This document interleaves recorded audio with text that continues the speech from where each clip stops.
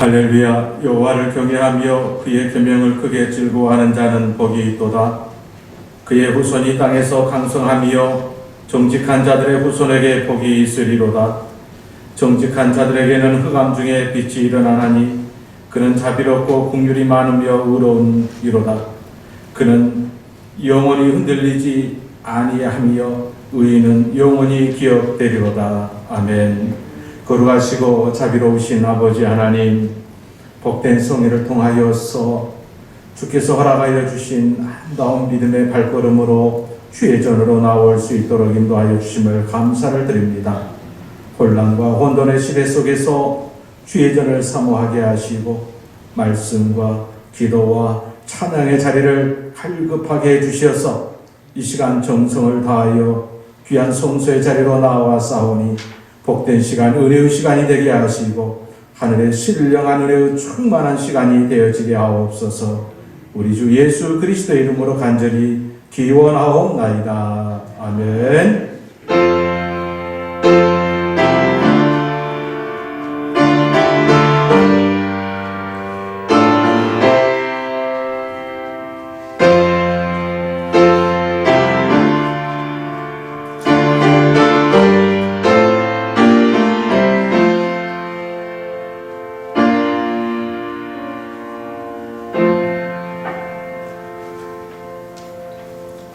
우리 찬송 618장 찬송 드립니다.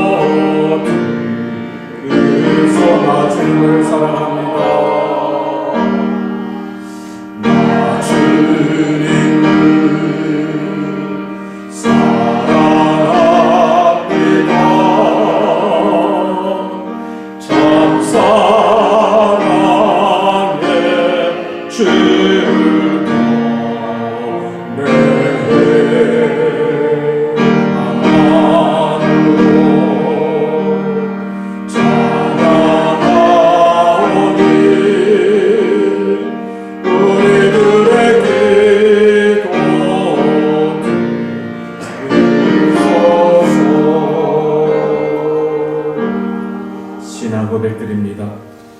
나는 전능하신 아버지 하나님, 천지의 창조주를 믿습니다. 나는 그의 유일하신 아들 우리 주 예수 그리스도를 믿습니다.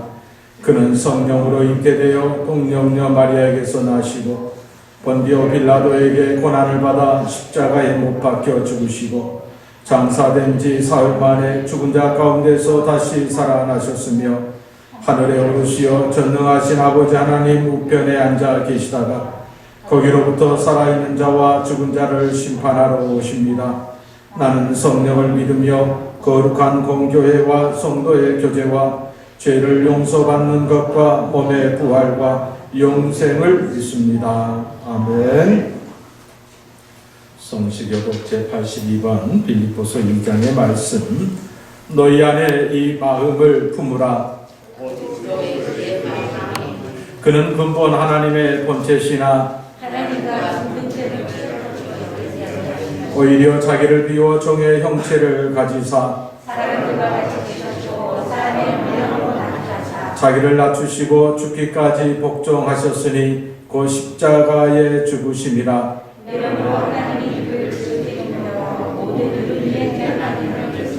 하늘에 있는 자들과 땅에 있는 자들과 땅 아래에 있는 자들로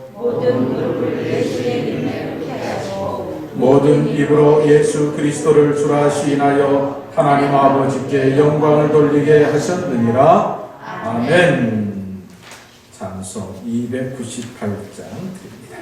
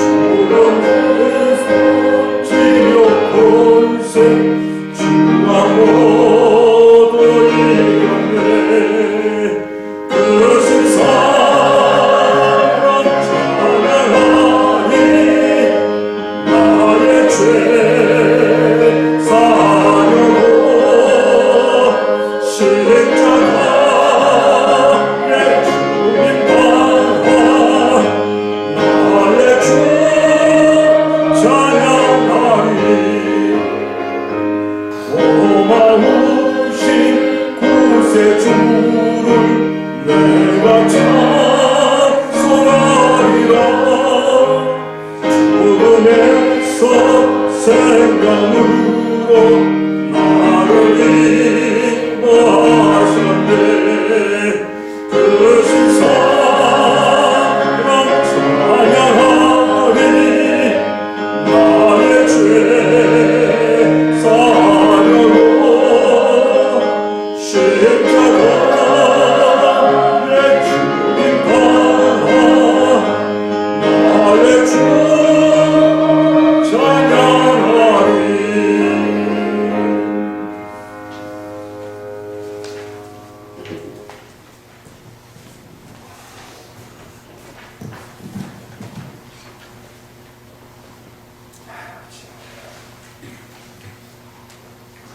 은혜로우신 아버지 하나님, 지난 한 주간도 저희들 친구의 가운데서 지켜주셨다가 오늘도 저희들 특별히 선택하셔서 주님 전에 예배드리게 하심을 감사드립니다. 아버지, 봄 기운이 대지를 적시고 한 해를 준비하듯 정말 저희들도 올 한 해 주신 말씀대로 살기를 다짐해 봅니다. 아버지, 그 어떤 환경이나 여건 속에서도 정말 오직 믿음으로 살기 위해 노력하는 저희들 되게 하시고, 정말로 세상에서 방황하지 않고 주님의 자녀로 살아가도록 저희들의 생각과 어림을 인도하여 주셨고, 정말 그 믿음이 무너지지 않도록 보호해 주시고 용기도 허락하여 주시옵소서. 아버지, 올해 정말 주신 말씀대로 순종하게 하시고 그로 인해 성령으로 인도받은 복된 저희들이 삶이 되게 하여 주시옵소서. 아버지, 올해 저희들이 혹시라도 삶이 답답하고 무거울 때가 있을지라도 정말 우리들의 마음을 붙잡아 주셔서 주님의 나라와 의를 구하는 한 해가 되게 하여 주시옵소서. 아버지, 매일 머리 숙여 기도하며 계획하고 소망하는 일이 많습니다. 아버지, 그게 우리 마음으로 우리 것이 아니고 우리 기도로가 아니고 정말로 저희들의 마음을 주장하셔서 주님을 위한, 또 주님의 영광을 위한 계획이 되도록 도와주시옵소서. 아버지 하나님, 코로나가 아직도 잡히지 않고 있습니다. 정말 많은 국민들이, 또 수많은 교회가 어려움에 봉착해 있습니다.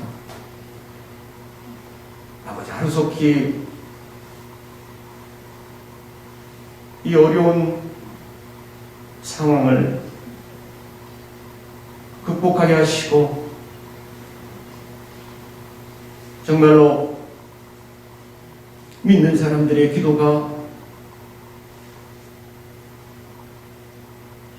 주변 국민들을 울리고 아버지께 상달되어서 그 많은 교회들이 본연의 교회의 모습으로 돌아갈 수 있도록 인도하여 주시고, 아버지, 특별히 저희들도 이 교회도 올 한 해는 정말로 작게나 기도와 찬양이 넘치고 성령이 넘치는 아버지의 모습을 다시 돌아가는 우리 신흥교회가 될 수 있도록 주님 축복하여 주시옵고, 머리 숙여 기도하는 성도들의 가정에도 늘 주님의 평안이 깃들기를 바라봅니다. 아버지 단위에 세워주신 목사님에게도 축복하셔서 오늘 전하시는 그 말씀이 한 주간에 저희들의 삶의 지표가 될 수 있도록 허락하셨고, 아버지 돌아가는 한 주간이 주님 은혜 가운데 내내 주님과 동행할 수 있도록 주님 도와주시기를 간절히 원하오며 예수님 이름 받들어서 기도드렸습니다. 아멘.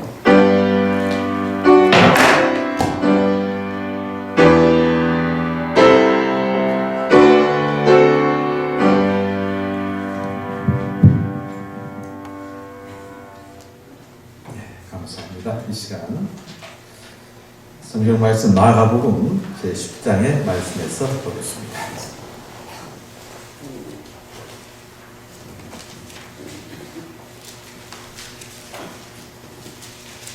마가복음 제10장 35절 말씀부터 45절까지의 말씀 한 목소리로 같이 봉독하겠습니다. 35절. 세베대의 아들 야고보와 요한이 주께 나와 여짜오되 선생님이여 무엇이든지 우리가 구하는 바를 우리에게 하여 주시기를 원하옵나이다. 이르시되 너희에게 무엇을 하여 주기를 원하느냐. 여짜오되 주의 영광 중에서 우리를 하나는 주의 우편에 하나는 좌편에 앉게 하여 주옵소서. 예수께서 이르시되 너희는 너희가 구하는 것을 알지 못하는도다. 내가 마시는 잔을 너희가 마실 수 있으며 내가 받는 세례를 너희가 받을 수 있느냐. 그들이 말하되 할 수 있나이다.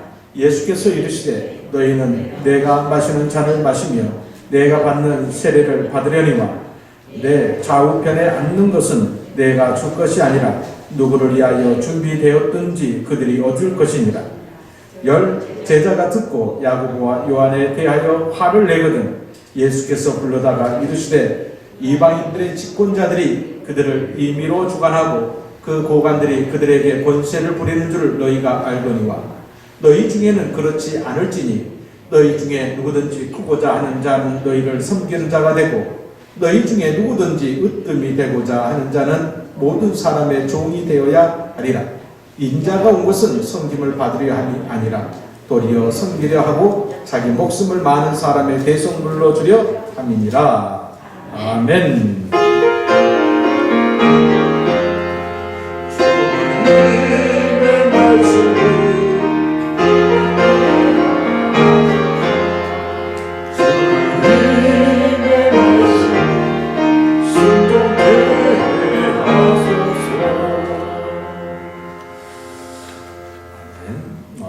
말씀을 준비하면서 우리가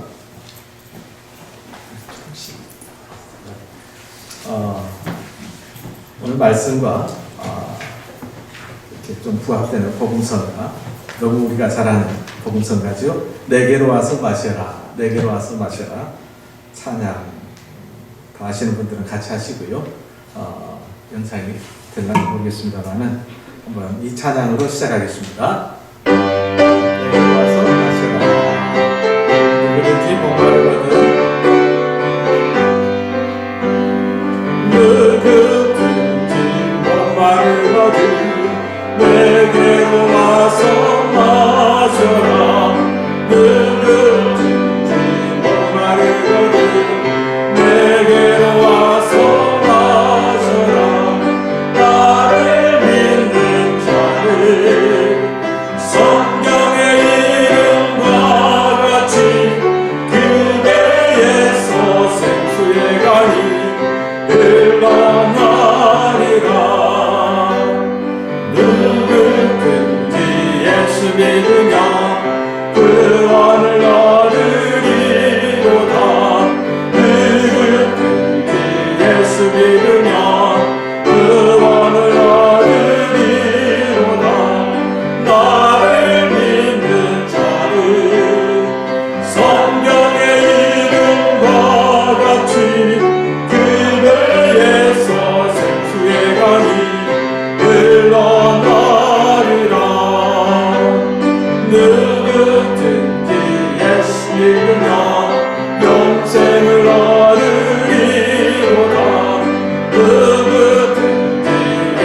믿으며 영생을 얻으리로다. 나를 믿는 자는 성경의 이름과 같이 그네에서 생수의 강이 흘러나오리라. 늘 같은 예수 믿으며 기쁨을 얻으리로다. 늘 같은 예수 믿으며 기쁨을 얻으리로다. 나를 믿는 자는 성경의 이름과 같이 그네에서 생수의 강이 흘러나리라. 할렐루야. 우리는 예수님을 통하여서 영생의 그리고 구원의 또 천국의 기쁨의 은혜를 누리고 사는 줄로 믿습니다. 특별히 예수님을 통해서 이 혼란과 혼돈의 시대 속에서 예수님이 주시는 은혜로 말미암아 넉넉히 이기는 여러분들 되시기를 주의 이름으로 간절히 축원합니다. 지난주 우리 수요일부터 이제 사순절이 시작되었습니다. 사순이라는 말은 40이라는 말이고, 사순절 하면 부활절을 준비하는 40일 동안 그 절기라는 뜻이죠. 영어로는 렌트라고 하는데, 특별히 전통적으로 이 사순절에는 기도와 회개 그리고 금식의 기간을 정해서 지켜보고 있습니다. 하나님과 소통하면서 자신의 모습을 돌아보고 반성하는 기간이 특별히 사순절에 얼마나 중요한지를 모릅니다. 그래서 우리 믿음의 선조들은 특별히 40일 동안 이렇게 금식을 하고 또 한 끼 금식을 하고, 그렇지 못하면 고난주간만큼은 특별히 우리가 전 성도들 특별 기간으로 선포해서 이렇게 기도해 또 금식의 시간들을 갖습니다. 이 금식이라는 말은 안 먹는 거죠. 쉽게 이야기하면 안 먹는 겁니다. 그리고 또 하나는 금식의 또 하나의 의미는 지금까지 자기가 가지고 또 집착하고 또 이것이 최고라고 생각했던 것들을 내려놓는 것입니다. 그리고 이 금식을 통해서 영의 양식 그리고 영의 풍족함을 위하여서 기도하는 기간들이 아니겠습니까? 특별히 사순절을 이렇게 준비를 하면서 마가복음 1장 34절로부터 시작하는 예수님의 그 발걸음이 묵상이 되어졌습니다. 그 본문에는 이러한 내용이 있습니다. 예수님께서는 많은 병자들을 치료하셨습니다. 그리고 그 예수님께서 치료하신 그 놀라운 소문들이 요단 동편 이방 지역까지 많이 퍼지게 되었다는 이야기가 나옵니다. 그리고 또 하나는 예수님께서 기도하셨다. 이 내용이 또 같이 또 나옵니다. 그리고 또 하나는 예수님께서 제자들로 하여금 때를 얻든지 얻지 못하든지 전도 선교의 귀한 사명을 분명히 말씀하고 있는 것을 보게 됩니다. 먼저는 특별히 예수님께서 행하시는 그 발걸음마다 많은 병자들이 치유되어졌는데, 이 특별히 마가복음에는 이 이야기들이 굉장히 많이 나옵니다. 그리고 그 소문이 많은 이방 지역까지 퍼지게 됩니다. 이 마가복음서에서 특별히 병자 치유의 사건들이 많이 나오는데, 많은 분들이 왜 다른 복음서와 달리 여기 이렇게 많을까? 그것은 지금은 의료 기술이 많이 발전했지 않습니까? 근데 옛날에는 그렇지 못했습니다. 제가 올해가 54입니다. 그죠? 54인데 54 하면 늘 생각나는 말이 있어요. 생각나는 일이 있어요. 우리나라 1950년대 평균 수명, 평균 나이가 몇 살인지 아세요? 제 나이가 몇이라고요? 54살이었어요. 이게. 그러니까 그때는 가난하기도 했고 또 전쟁도 많았고, 그래서 한 54살이면 이 정도면 기본 산다. 그래서 그때는 한갑잔치, 칠순잔치를 굉장히 이렇게 크게 했지 않습니까? 과거에 치료하지 못한 병들은 지금 웬만하면 다 치료합니다. 그죠? 그래서 지금은 70을 넘어서 80, 시골에 가보면 75세 된 어르신이 청년회장, 마을 이장을 합니다.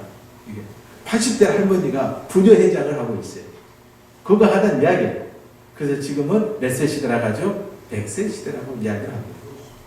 당시에는, 예수님 당시에는 말 그대로 민간요법 외에는 다른 치료한 방법들이 없었습니다.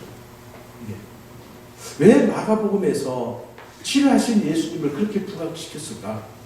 사람이 살아가는데 병으로부터 자유할 수 있다는 것, 얼마나 행복한 일이겠습니까? 그런데 그 예수님은 우리로부터, 우리 인간의 삶에 가장 큰 힘들고 어렵게 만드는 육신의 질고, 곧 예수님은 그 질고를 해결할 수 있는 희망이다. 이 마가의 기자는 그거를 보여주고 싶었던 거 아니겠습니까? 우리는 여기에서 오직 예수님만이 우리 육신의 질고의 희망이다라는 것을 강조하기 위해서, 그리고 더 나아가서 이제 나오겠습니다. 오직 예수님만이 희망이다라는 것을 강조하기 이함이었죠. 그리고 또 나오는 것이 예수님의 기도의 말씀이 나옵니다. 새벽 일찍이 일어나 조용한 곳으로 가셔서 혼자 기도하시다. 그런데 예수님께서 치료하는 과정을 보면요, 해가 져도 병자들은 계속 쫓아옵니다. 그런데 그걸 절대 막지 않아요. 이게 해가 져도, 지금은 그럴 수 없죠. 시간 되면 병 오면 닿지 않습니까? 해가 져도 예수님을 쫓아오는 그 많은 환자들, 예수님은 결코 되돌려 보내지 아니하고 그들을 끌어안습니다. 육신이 얼마나 피곤하겠습니까? 그런데도 불구하고 예수님은 바로 일찍이 일어나 조용히 한적한 곳에 가셔서 기도하셨다. 육신의 피곤함도 뒤로 하고, 그죠?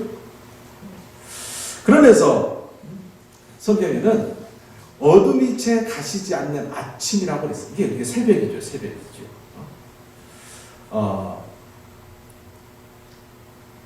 그러한 예수님의 발걸음, 예수님의 기도의 시간들을 생각하면서 이런 질문을 해봅니다.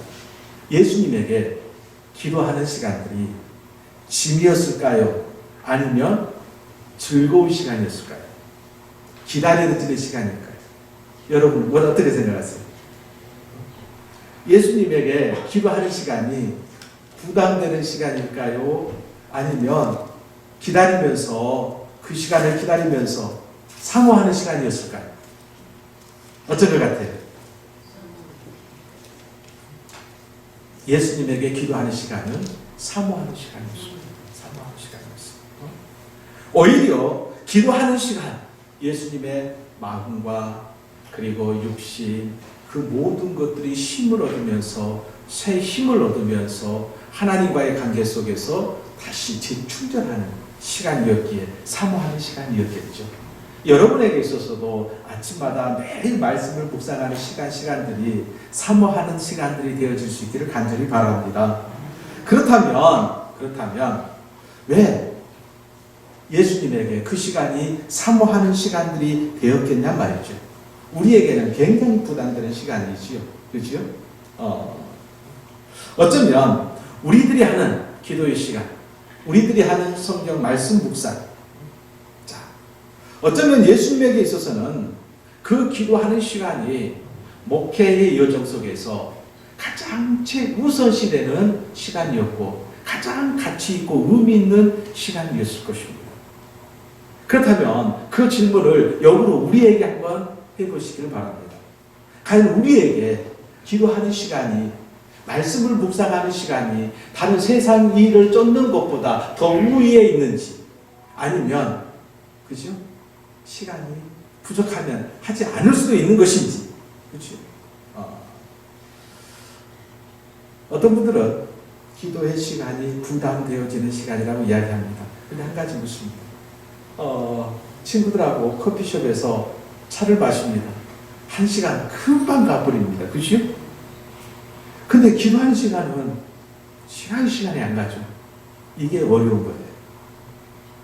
친구하고 대화합니다. 기도는 누구하고의 대화라고 그랬습니까? 하나님과의 대화라고 그랬죠. 대화가 안 되니까 힘이 드는 거예요. 그러지 않아요? 친구하고 친구의 이야기를 듣고 내가 친구에게 말을 하고 친구의 말을 듣고, 그렇죠? 그러니까 1시간, 2시간이 금방 가버리는 거죠.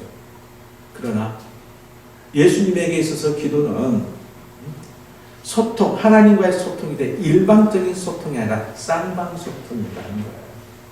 곧 예수님에게 있어서는 아버지 하나님과의 끊임없는 대화가 이루어진 시간들이었기 때문에, 그렇죠? 그 시간이 사모되어지는 시간들이 아니겠습니까? 자, 그러면서 히브리서 5장 말씀을 보면 예수님께서 중요한 말이 있어요. 따라서 봅시다. 사람으로 계실 때 하나님께 기도하고 도움을 구하셨습니다. 라고 나옵니다. 예수님께서 사람으로 계실 때 하나님께 기도하고 도움을 구하셨습니다. 그분은 자기를 죽음에서 구해 주실 수 있는 분에게 큰 소리로 부르짖으며 눈물로 기도하셨습니다. 그리고 모든 것을 하나님께 맡기고 순종하심으로 하나님의 응답을 받으셨습니다. 예수님께서는 하나님의 아들이셨지만 고난을 통해 순종하는 법을 배우셨습니다. 이렇게 기록되어 있습니다. 히브리 기자는 사람으로 계실 때라는 말을 강조하고 있어요. 그것은 예수님께서 육신의 몸을 입고 있었다. 그것은 저와 여러분과 같이 그렇죠? 피곤하고 힘들고 아파하고 힘들어하고 지치고 쓰러지고 이런 육신을 똑같이 가지고 계시단 말이에요.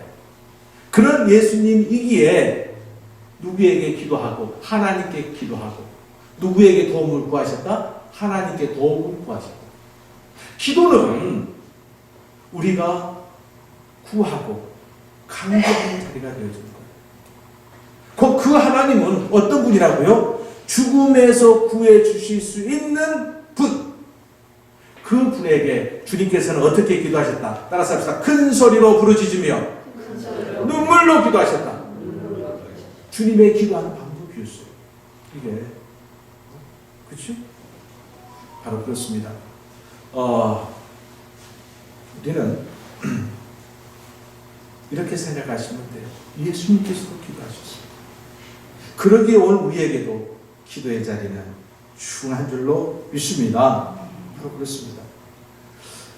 히브리 기자는 그 하나님, 우리를 죽음에서 구해줄 수 있는 분. 가끔 우리는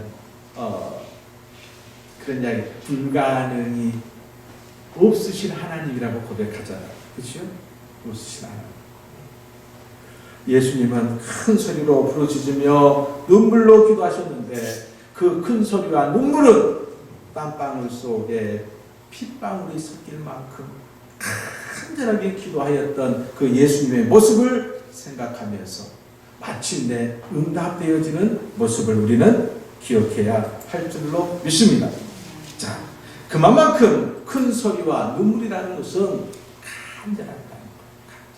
그래서 응답의 비결이 무엇이라고요? 큰 소리와 간절합니다. 이걸 부르짖음과 눈물의 기도라고 이야기를 하지요.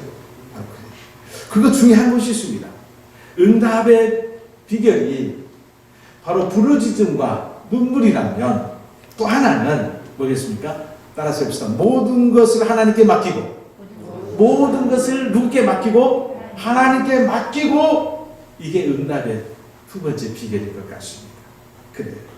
그것은 예수님의 기도는 일방적인 것이 아니라 하나님께 응답을 받았기 때문에 그 자리에 끊임없이 나가는 거예요. 곧 하나님께 모든 것을 맡기고 기도할 때에 하나님께서 응답하셨다. 예수님께서 겟세마네 동산에서 마지막 기도를 하시죠. 그 기도가 어떤 기도였어요? 주여 이 잔을 내게서 지나가기를 원합니다. 왜? 육신의 고통을 알잖아요. 이렇게 기도할 때에 하나님은 어떻게 응답하셨어요? 십자가로 응답하셨잖아요. 주님은 순종했어요? 안 했어요? 순종하셨잖아요. 그렇죠? 이 응답은 말씀을 통해서 여러 가지 삶의 모양을 통해서 하나님은 우리에게 보여주시는 분입니다. 우리가 못 볼 뿐이지. 그렇지 않습니까? 저는 이 사순절 시간을 통해서 이러한 예수님의 기도의 자리를 다시 회복할 수 있는 여러분들이 되어질 수 있기를 간절히 바랍니다. 그렇습니다. 그리고 예수님께서 제자들에게 이렇게 이야기합니다. 근처에 있는 다른 마을로 가자. 거기서도 내가 전도할 것이다. 내가 바로 그것을 위해서 왔다. 여기서 중요한 말이 있었어요. 말씀을 준비하면서 저는 거기에다가 초점을 맞춰봤어요. 이 사순절에 어디다 초점을 맞춰볼까요? 따라서 합시다. 내가 그것을 위해 왔다. 그것을 위해 왔다. 곧 이야기예요. 예수님께서 이 마을에서 많은 병자를 치유하시고 말씀을 전할 때에 많은 사람들이 은혜받았어요. 그리고 예수님이 아침에 해가 뜨기 전에 기도하러 가셨어요. 그 마을의 유지들이 제자들에게 왔어요. 우리가 잘 모실 테니까 예수님 어디로 가지 마시고 다른 마을로 가지 마시고 이곳에 정착해서 이곳에서 계속 치료해 주시고 말씀 전해 주시면 안 되겠습니까? 여러분 돌아다니면서 이곳저곳을 돌아다니면서 말씀을 전하는 것이 힘들겠습니까? 한 군데 딱 정착해서 말씀을 전하는 것이 더 낫겠습니까? 정착한 것이 낫겠지요. 그래서 제자들은 예수님께 가서 이렇게 이야기해요. 예수님, 이제 우리 돌아다니는 것 안 해도 되겠습니다. 이곳에 머물러서 저 양반들이 다 해준다네요. 그러니까 이곳에 머물러서 이제 먹게 하십시다. 그 이야기예요. 근데 예수님께서는 근처에 있는 다른 마을로 가자 딱 잘라버리는 거예요. 거기서도 내가 전도할 것이고 나는 그것을 위해서 왔다 라는 거예요. 여러분 우리 삶의 자리 속에서 끊임없이 물어봐야 될 것이 있어요. 여러분 제가 여러분들에게 나의 정체성에 대해서 이야기를 했습니다. 나는 누구인가? 철학자들은 어디서 와서 어디로 가는가? 사람이란 인간이란 무엇인가? 이런 질문을 이렇게 던지지 않습니까? 우리 크리스찬들은 나는 누구인가? 내가 이 자리에 왜 와 있는가? 이걸 끊임없이 하루도 빠지지 않고 매 시간마다 기도할 때마다 되씹어야 될 그러한 말씀인 거죠. 나는 누구라고요? 나는 하나님의 백성이고 나는 안 나와요. 다시 나는 알았습니다. 나는 하나님의 백성이요. 나는 하나님의 자녀요. 나는 하늘의 뜻을 이을 자라. 하나님의 은혜로 말미암아 이것을 하루도 빠지지 않고 끊임없이 나에게 기도하는 가운데 끊임없이 나에게 던졌을 때에 우리는 이 존재의 의미를 가지고 살아가게 될 줄로 믿습니다. 세상에 나아가서 우리 크리스찬의 빛과 소금의 정체성을 잃어버린 이유가 뭐예요? 나는 누구인가를 잃어버렸기 때문인 거예요. 그렇죠? 내가 이 자리가 얼마나 중요한가. 우리는 교회에 올 때마다 그냥 평상시에 앉는 자리가 아니라 이 자리가 얼마나 값지고 의미 있는 자리인가를 알 때에 이 자리를 사모하게 된다 이 말이에요. 그렇죠? 신흥교회를 통하여서 여러분을 하나님께서 부르셨어요. 믿습니까? 그렇다면 여러분이 앉아있는 그 자리는 어떤 자리라고요? 생명의 자리요. 어떤 자리요? 회복의 자리요. 어떤 자리요? 흉통의 자리. 생명과 회복과 흉통의 자리가 바로 여러분이 앉아있는 그 자리라고 고백할 때에 이 자리를 사모하지 않겠습니까? 사업을 하다가 일을 하다가 막혀요. 풀리지 않아요. 어디로 가야 돼요? 여러분이 앉아있는 자리로 가야 돼요. 믿음이 약해진 것 같아요. 시험에 빠진 것 같아요. 천국에 대한 소망이 없어지는 것 같아요. 어디로 가야 돼? 이 자리로 가야 되는 거예요. 그렇죠? 어쩌면 예수님은 매일매일 기도하면서 바로 내가 바로 그것을 위해서 왔다. 이것을 잊지 않는 것. 자기의 존재 목적 끊임없이 되새기면서 오늘 내가 어디로 가야 할 것인가. 그렇지요? 여러분, 분명히 우리가 이 땅을 살아가면서 기억해야 될 것, 이러한 명제들을 기억하면서 사순절 기간 분명하게 우리는 이 고백으로 우리 삶의 자리 속에서 영향력 있는 삶으로 살아가야 할 줄로 믿습니다.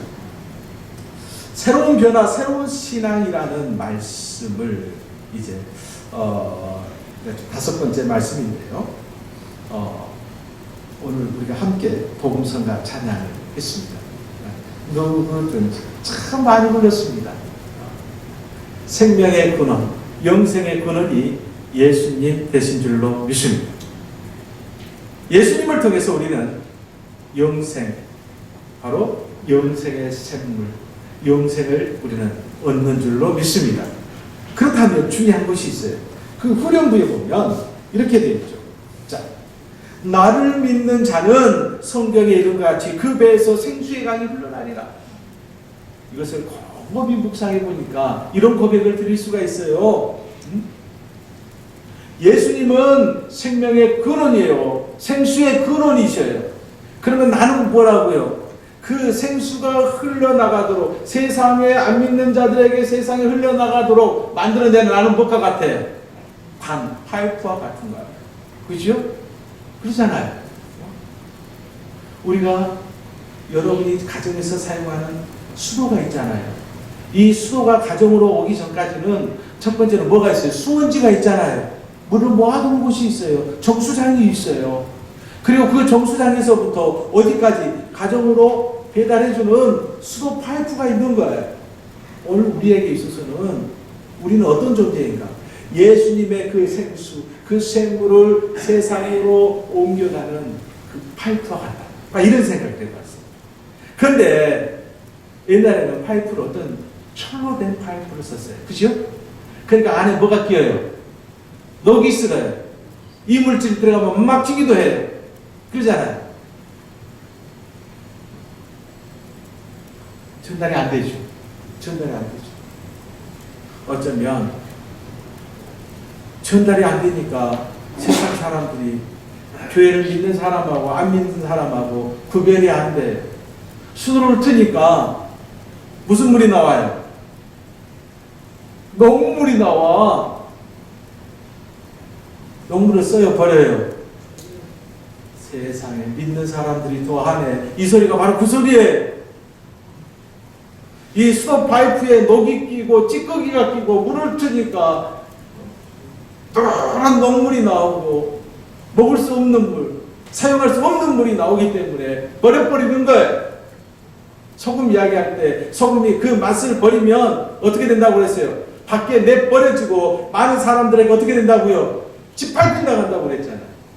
이게 오늘날의 크리스찬들이 세상 사람들에게 욕을 먹는 것이 그것이 아니겠어요?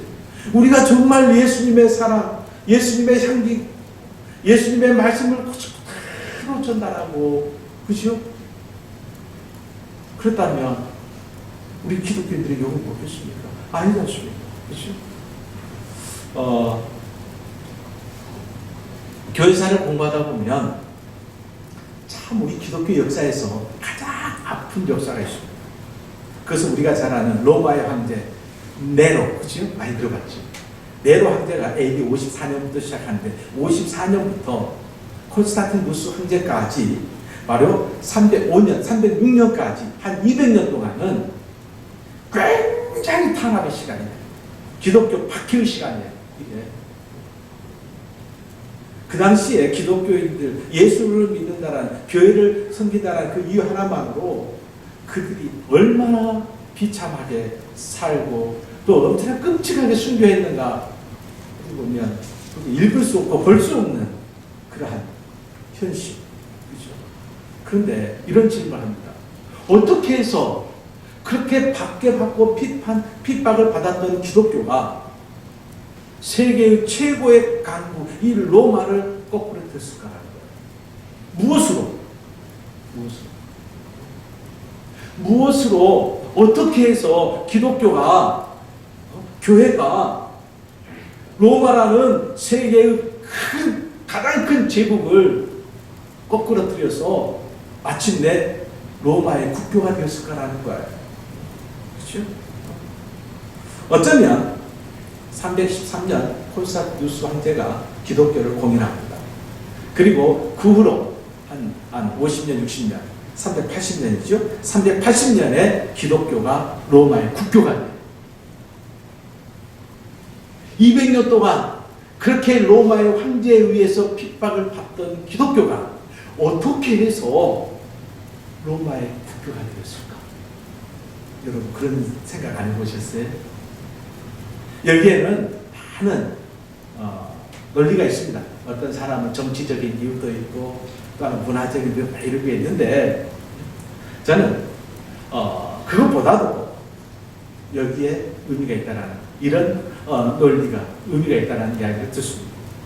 그건 뭐냐면 당시에 크리스찬들은 어떻게 불렸냐면 파라볼라로이라는 헬라어로 사용. 이 사람들은 어떤 사람들이냐면 이형을 무릅쓴 사람들이었다.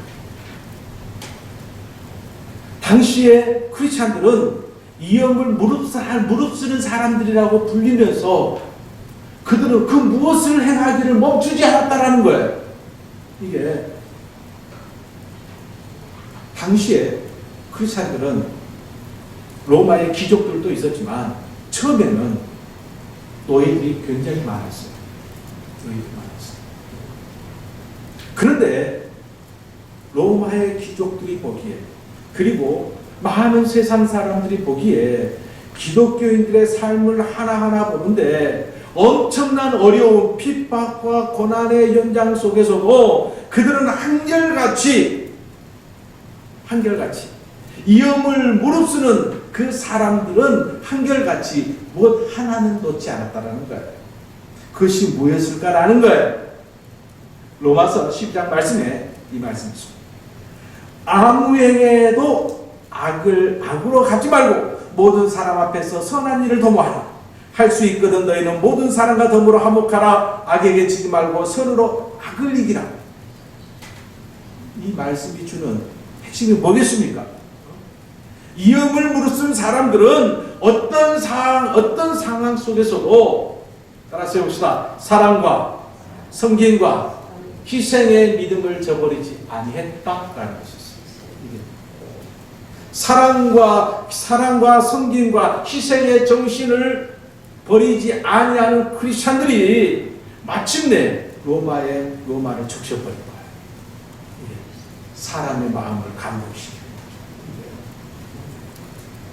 어쩌면 크리스찬들은 사랑으로 선으로 악을 이겼다. 악을 악으로 갚지 않았고 마침내 당시의 크리스찬들의 사랑이 크리스찬들의 섬김과 희생이 로마를 정복했다.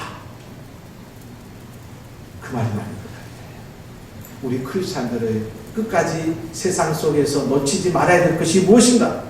그것은 바로 사랑과 섬김과 희생이 아니겠는가라는 거예요. 자, 이런 생각을 하면서 오늘 말씀을 보면 우리가 오늘 제목처럼 새로운 신앙이라는 게 뭐냐, 우리가 정말 버리지 말아야 될 신앙이 무엇인가를 분명히 보여주는 거예요. 세상에서 드러내야 될 것이 무엇인가를 분명히 보여주는 거예요. 제자 둘이가 예수님께 찾아왔어요. 예수님께서 이제 큰 일을 행하실 때 완성되는 날에 우리 형제 좌우편에 세워주십시오. 그럴 수 있죠.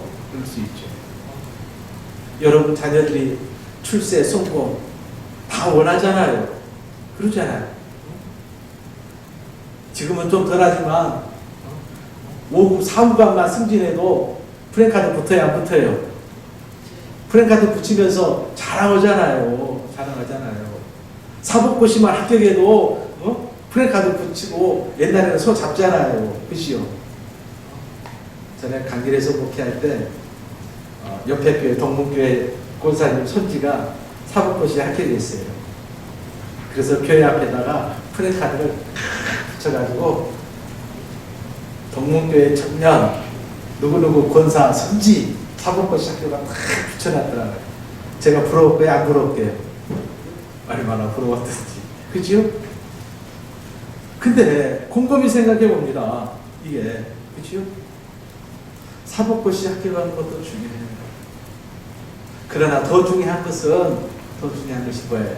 믿음이죠? 어떤 믿음?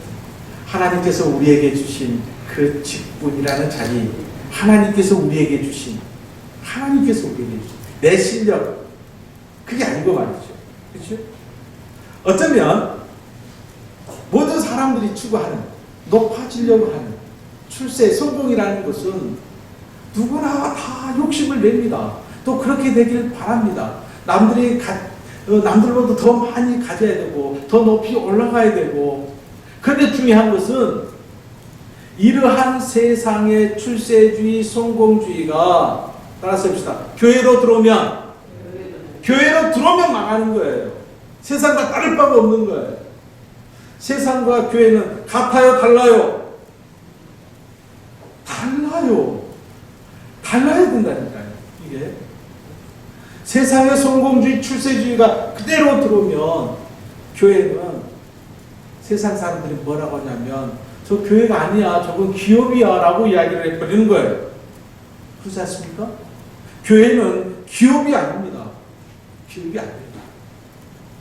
자, 그런데 그 말을 듣고 있던 10명의 제자가 야고보와 요한에게 뭘 냈다?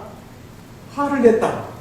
그러니까 두 사람만 그런 생각 가지고 있는 게 아니고 나머지 10명도 다 똑같은 생각을 가지고 있었다는 이야기예요. 그렇죠? 여러분, 이때 예수님께서 이제 이렇게 하십니다. 높아지는 방법.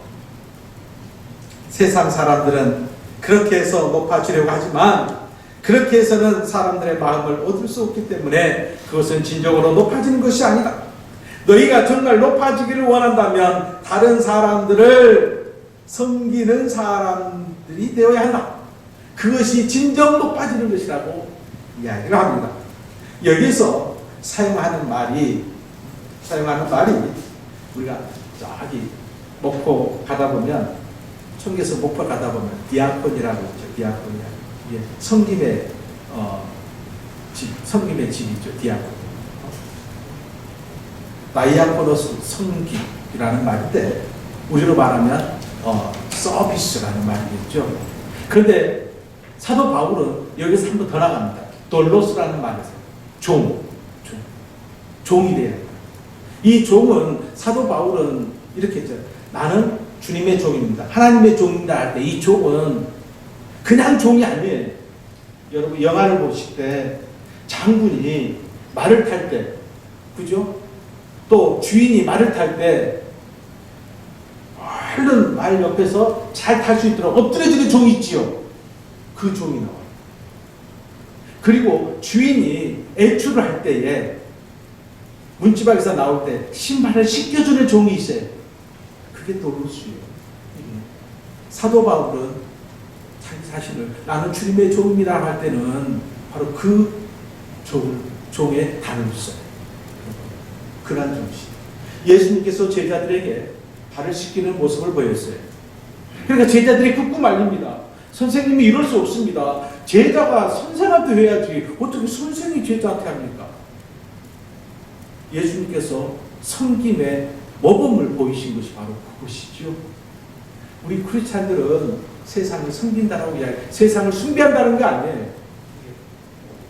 어쩌면 예수님의 그 섬김은 오늘 우리에게 본이 되어야 하고 그 섬김의 자세가 세상 속에서 우리가 온전히 드러나야 되는 거죠.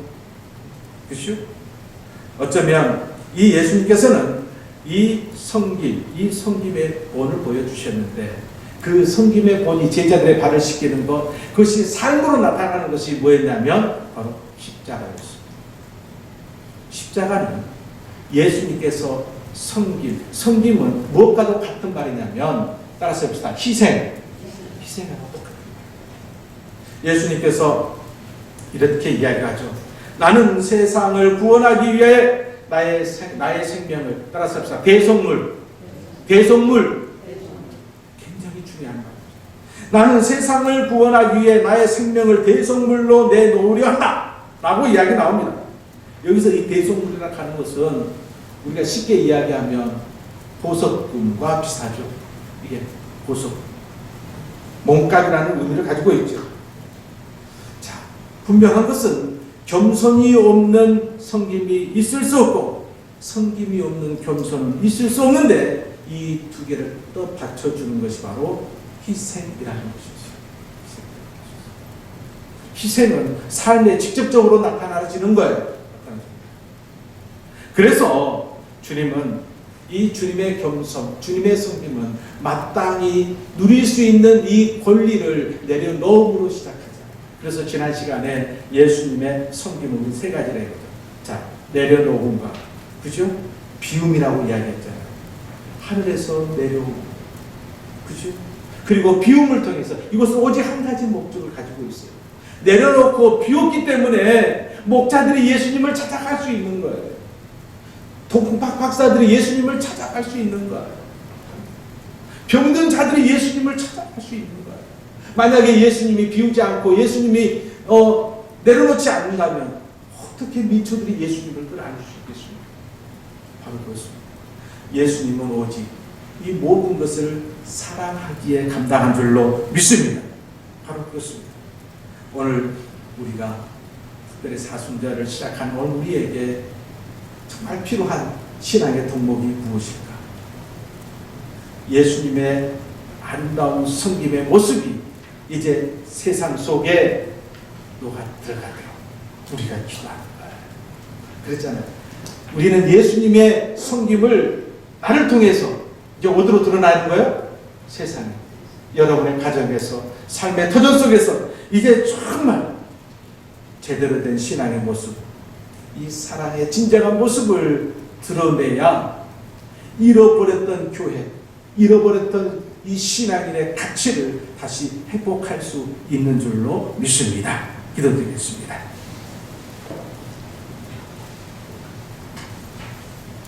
우리가 어떻게 살아야 할 것인가 다시 한번 생각해 봅니다. 주님께서는 우리에게 보여주셨습니다. 어떻게 살아가야 할 것인가, 주님은 어떻게 살아가야 할 것인가를 우리에게 보여주셨고, 그리고 그 답을 우리에게 또한 보여주셨습니다.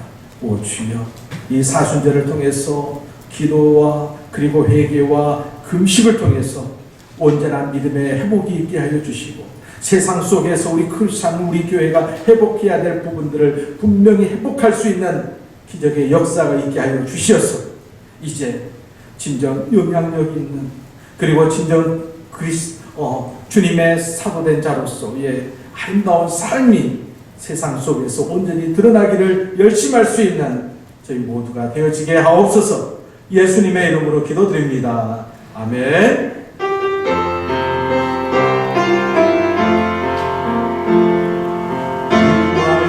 따라 사는구나, 지치지 않게 하시고, 이 말씀 따라 사는구나, 주님 나라 이곳에서. 422장 찬송드립니다.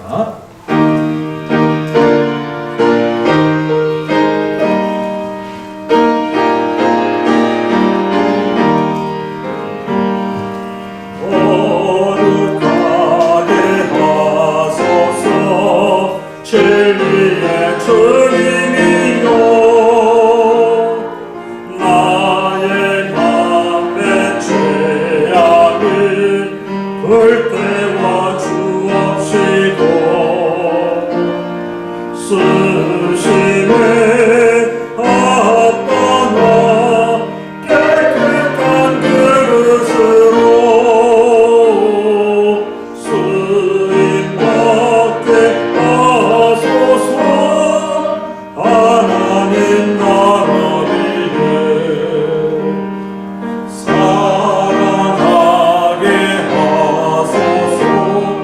사랑은 주님이여 십자가로 우리를 화목케 하셨으니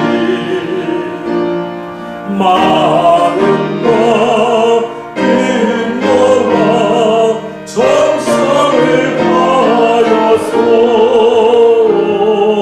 봉사하게 하소서. 하나님 영광 위에 기도하게 하소서. 응답을 주님이여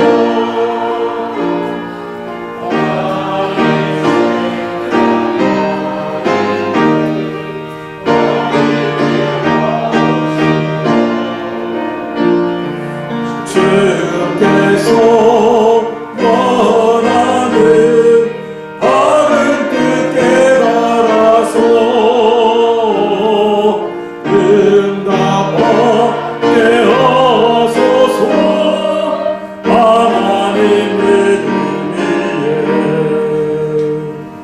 사랑과 은혜가 풍성하신 아버지 하나님, 복된 성의를 통하여서 귀한 예물 아름다운 믿음의 고백으로 주님께 영광을 돌립니다. 모든 만물의 창주인이 여호와이심을 고백하며 11조와 성교 예물과 또한 감사 예물과 주일 주정 헌금 또한 1,000번째 헌금으로 주님께 영광을 돌립니다. 아버지 하나님, 이 아름다운 예물과 신앙 고백 위에 주여 함께해 주시어서 우리가 이 땅을 살아가면서 물질로 인해서 어려움 시험당하지 아니하도록 도우시고 함께해 주옵소서. 우리 주 예수 그리스도의 이름으로 간절히 기도하오며 축복하옵나이다. 아멘. 평화 인사 나누시겠습니다. 한 주간도 행복하시고 멋진 한 주간들 되시기를 바랍니다. 이번 주일부터 사순절 첫 번째 주일이 시작됐습니다. 사순절 여러분 잘 아시겠지만 예수님의 아름다운 그 행적 가운데 그 고난의 시간들을 우리가 묵상하면서 우리 삶 속에 주어진 나의 십자가를 묵상하고 또 기쁨으로 감당하고 결단하기 위한 시간들, 특별히 매일 성경 기도 시간 놓치지 마시고 꼭 감당하시기를 바랍니다. 그리고 주일 점심과 오후 예배를 제외하고는 모든 예배는 지금 예전처럼 드리고 있습니다. 온라인 예배 참여는 유튜브로 그냥 강주 신께 치시면 바로 나오게 됩니다. 그리고 강주 장로에 참여해 주시고요. 매일 성경 3월 4월분이 나왔습니다. 그래서 가실 때 가져가시고 오늘 못 나오신 분들은 또 전해주실 수 있는 분들은 전해주시고요. 안 그러면 또 제가 전해줄 수 있도록 하겠습니다. 그리고 교회 청소하는 부분들은 9시면, 주일 9시면, 오전 9시면 청소합니다. 시간 되시는 분들은 교회 나오셔서 주일 청소 이제 열심히 좀 해야 될 것 같습니다. 예. 이제 복음성가 34장 당신의 그 섬김이 1절 찬양 드리겠습니다.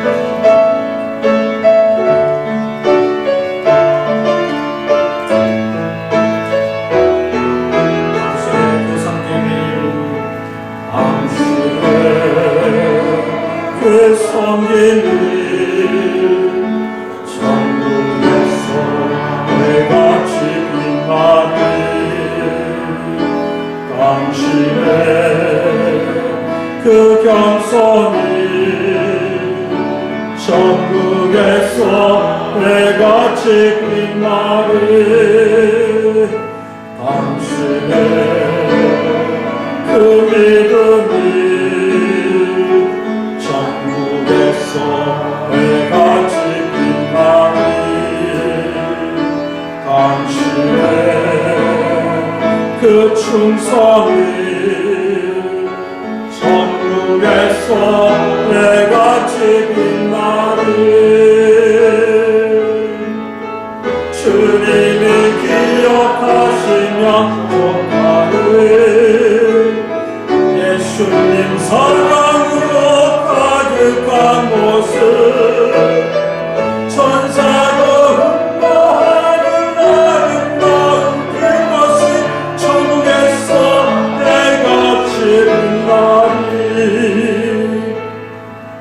이제는 우리를 죄에서 구원하여 주신 예수 그리스도의 은혜와 우리 하나님의 크신 사랑하심과 성령님의 감화 감동 역사하시고 함께하여 주시며 교통하여 주시니 주님께서 주신 아름다운 사명 가운데 기쁨으로 감당하길 원합니다. 사랑으로, 섬김으로, 희생으로 온전히 주의 아름다운 뜻을 세상에 드러내고자 결단하는 주의 백성들, 저들의 가정과 생업과 많은 자녀손들 위해 이제는 영원히 함께하여 주시옵기를 예수님의 이름으로 간절히 축원하옵나이다. 아멘.